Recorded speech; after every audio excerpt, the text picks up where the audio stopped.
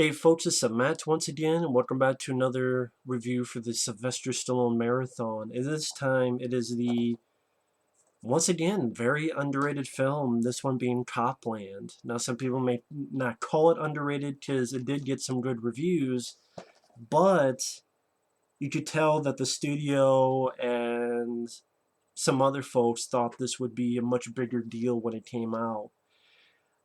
In fact, I would guarantee they thought this was going to be a big film similar to previous Miramax movies like Pulp Fiction, and it didn't really do much. I mean, it wasn't a flop. It had a very low budget and made over 40 million, and it did get some critical notices, but not as much. I mean, it wasn't a big blockbuster considering the star power, and it didn't really get much award nominations, especially Stallone, which pisses me off.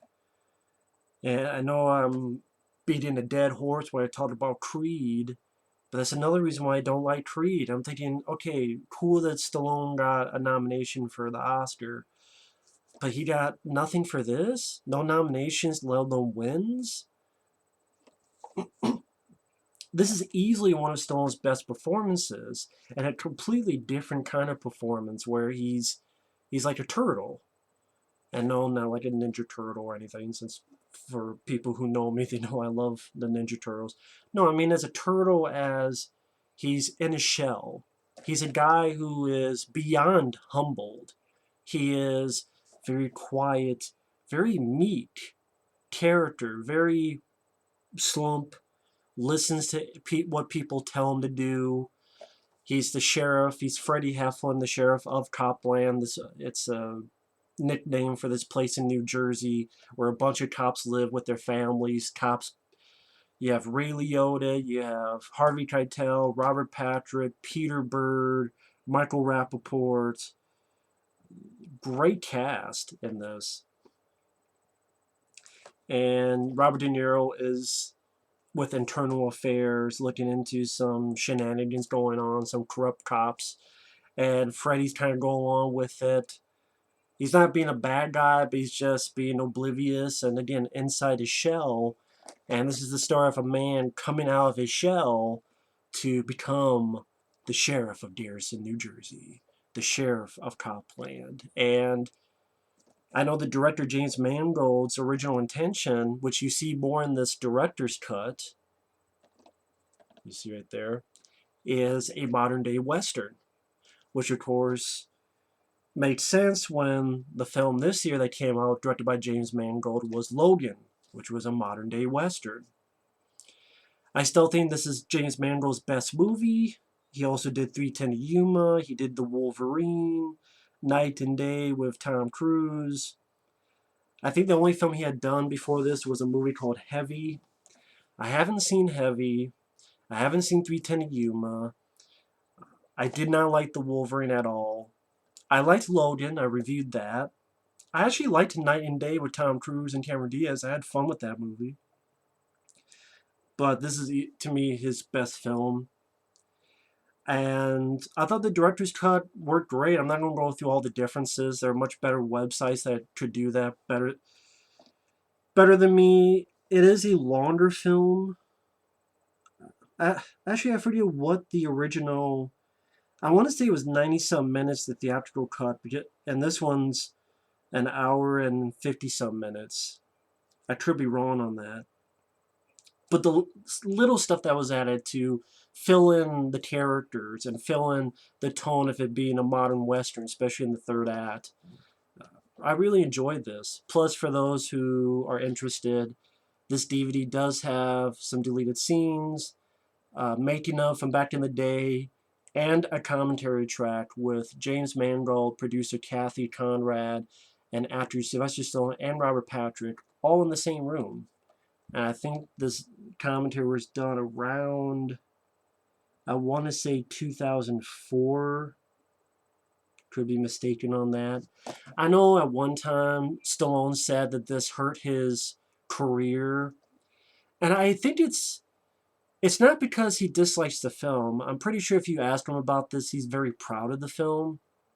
I think because after this, which it did not do that well. I mean, again, it wasn't a flop, but it was called a disappointment, and it did not get any award notice, and the box office was not on the level of Pulp Fiction or even in the same year L.A. Confidential, which I'm sorry, I like this 10 times more than L.A. Confidential. L.A. Confidential, I'm not much into. I much prefer this.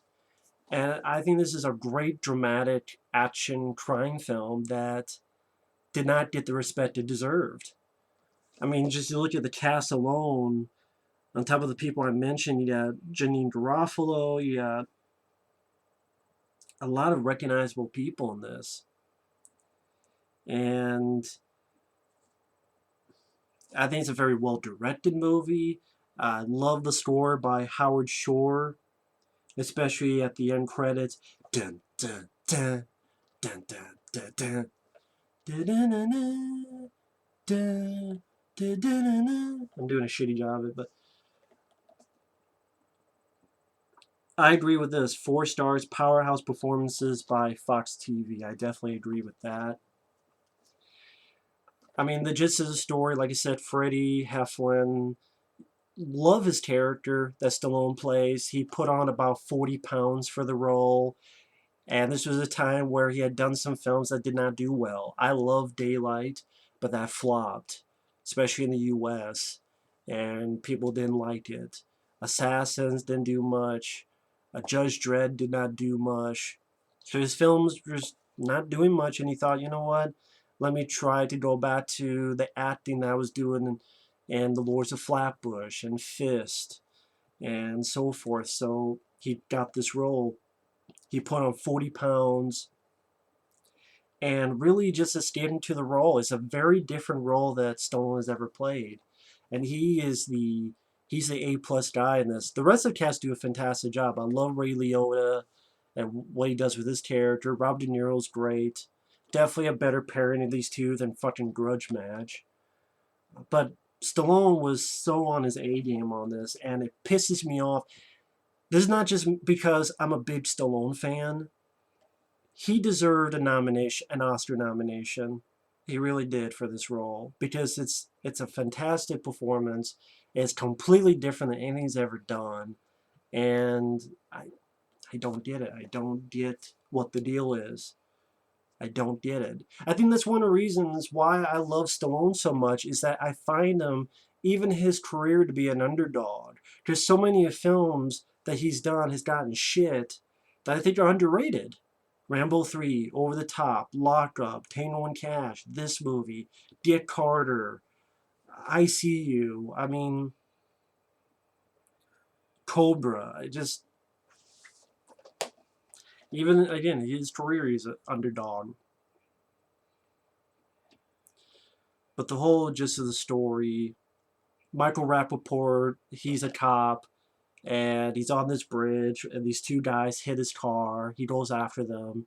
He thinks he sees them shoot him, so he shoots back, but finds that there's no guns there. Harvey Keitel, Robert Patrick, and a few other cops get there. They want to protect their own, so they put a gun in there. And some people, some ambulance paramedics, are like, wait a minute, that's bullshit. There was no gun there. There's a little fight. And then we hear that Michael Rapaport jumped. And later on, you find out he maybe didn't jump. And it goes more into the corruption of these cops who they all live in this small town across New York in Garrison, New Jersey. And Stallone's character, when he was much younger, he saved this woman right here who was drowning in her car, and he went down and saved her, but in saving her, he made one of his ears deaf. So he can only hear out of one ear, which made him not be able to go into the police department in New York. He could not be an actual cop. He had to be stuck being the sheriff of this small town where there's so many cops around, there's not much he can do except maybe tell someone about their garbage. I mean, it's not much for him to do. Janeane Garofalo is one of his deputies, as well as this guy. I think his name is Noah Emmerich. I remember him. He was Jim Carrey's buddy in The Truman Show. Ray Liotta is a guy who's very friendly with Stallone, and he's with Harvey Keitel, but he has a lot of animosity with him. And there's elements that he had a partner who was killed and possibly murdered by Harvey Keitel's group.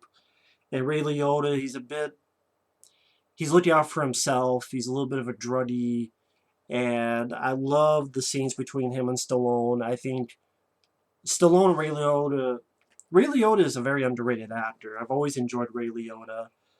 I think it's too bad he did not get a lot of roles where he was the star in a major movie or action movie. I mean, other than the film like No Escape or something of that nature, but he didn't get too many of those. But I love his dialogue with Stallone, where really Leota's talking about, you don't come at him full on. Being right is not a bulletproof vest, Freddy. You see the lights? You don't go through the red lights and fight traffic. You go diagonal. You zag. And Harvey Keitel is all about his people. Peter Berg, he's a guy who, you get the idea, is cheating with Harvey Keitel's wife. Robert Patrick, he does a good job as one of the corrupt cops. Let's see. I know I'm forgetting some people. Like I said, Robert De Niro's Internal Affairs. And Freddy is slowly realizing what's going on, and he's seeing more of this town. He doesn't like what he's seeing. He was approached by Robert De Niro earlier, and he's like, you know what? I gotta do this. I gotta go in. Now they're ready to kill Michael Rapaport because they don't want any loose ends. He's going to try to find him. He goes to Robert De Niro, and at that point, De Niro's case is closed. And De Niro, this is a very famous scene. I offered you, listen, you deaf fuck, I offered you to be a cop, and you blew it! You blew it. You blew it. That's something that my friends and I, like Efrey and Mike and such, uh, a lot of times when we watch these whoever, and then they make a movie that disappoints, or they make a movie that should have been a lot better. You had your chance, and you blew it. You blew it. It's something that ever since seeing this, I've always stuck in my head, and again, my friends and I use that quite a bit.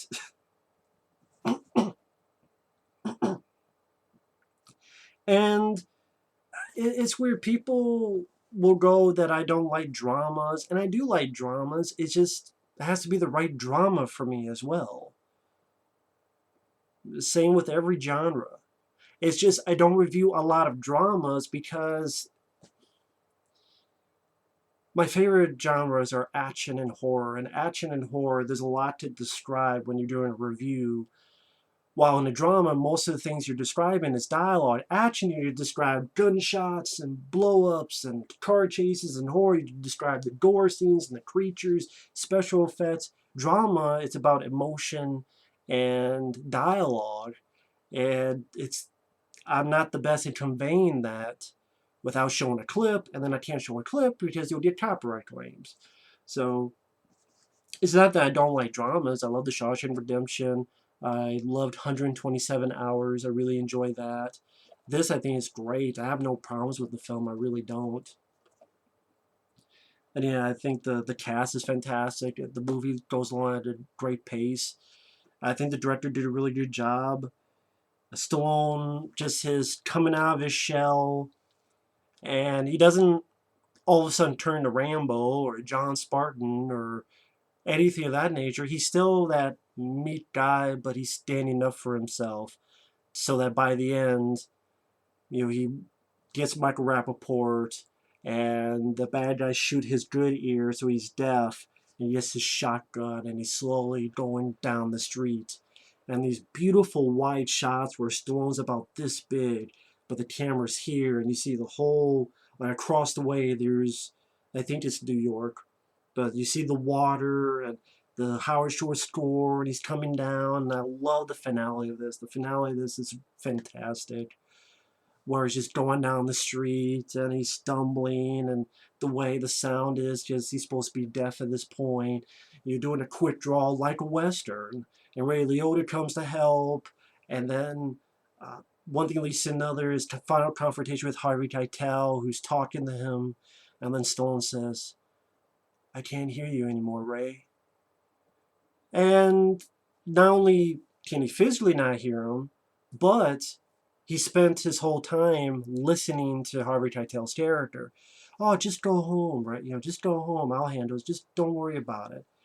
This was the first time where he did not listen to him. In other words, "I can't hear you anymore. Dot, dot, dot. I'm not going to listen to you anymore. I'm going to be my own man." And him and Ray Liotta take back Rapaport in to see Robert De Niro, like a Western, like High Noon or something of that nature. I mean, I think of Outland with Sean Connery. That's my favorite Sean Connery movie is Outland, which I reviewed on this channel. I love Outland. I think that's a very underrated movie. And that's a Western, but in space, and has a High Noon. And the ending of here has a little bit of that, because like Janeane Garofalo, that deputy left before, and then his other deputy says, "No, my wife's pregnant," he leaves, so it's him by himself. And when he's going through the town, it's pretty much empty. There's like one guy watching outside, but the rest of the town's empty as he's going towards this final showdown. I think it's beautifully shot, such a memorable finale. And the little bit of kind of not really love story, where the woman that Stallone saved, she's married to Peter Berg. And I like the fact that they didn't really. Typically, it would be Stallone would get the girl some way, some form. They didn't go that route. And in this instance, I thought it worked better that way. I thought it was more fitting. I like the idea that Stallone's character listens to Bruce Springsteen's music. And, whether I think Stallone just does a remarkable job. Like when the girls talk to him, "How come we never got married?" "Well, all the best girls are taken."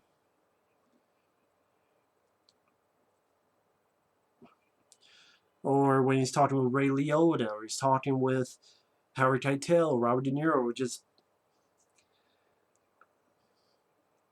people who say Stallone cannot act, they need to watch this movie. Seriously. I like what Jenna Maslin here. A film that, to say quite a lot, is as good as its cast. I agree with that. And this is not an action film. It has a great finale that features action in it, but if you're going in this for shootouts and car chases and explosions, that's not this movie. And I'm fine with it not being that movie, because I like the characters, and they got such a wonderful cast. I think James Mangold did a great job on the screenplay. It's a movie where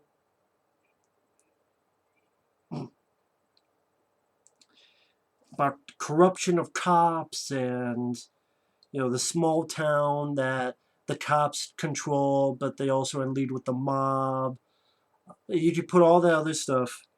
At the end of the day, it's about one man who comes out of his shell and becomes the man he should be, the man he's capable of. The sheriff of Copland. And Stallone in a Western. And I mean, it's a modern day Western, which I prefer. I like some Westerns. The Man with No Name trilogy, Young Guns, High Plains Drifter. But if you had asked me to choose, I prefer a modern day Western. It's just my cup of tea, and I love that they did that with this. And I'm not going to go too much more in depth to it, because if you haven't seen it, I urge anyone watching this to check it out. And if you can, pick up this DVD with the director's cut. I mean, yeah, it doesn't have the theatrical cut, but I remember between the two liking this one more, the director's cut. Collector's edition, collector's series by Miramax. I don't know if you watch it somewhere, if you rent it, what version it'll be. But I urge anyone to check this out. I really do. If you want to see one of Stone's best performances, if you want to see this excellent cast working together, if you want to see a great crime drama with a little bit of action in it, it's easily worth your time. It's easily worth checking out. It's a I would definitely put it in my top 10 favorite Stallone movies. It richly deserves it, and it deserves so much more when it came out. It deserved. I've seen so many movies that get nominations for Best Picture that don't have a candle, hold a candle to this. I'm sorry. I mean, hell, if I go randomly, let's pick a randomly. Let's pick 2009. Okay, I'm gonna go and pick 2009. Why? Just why not? 2009 Oscars. Best Picture nominees.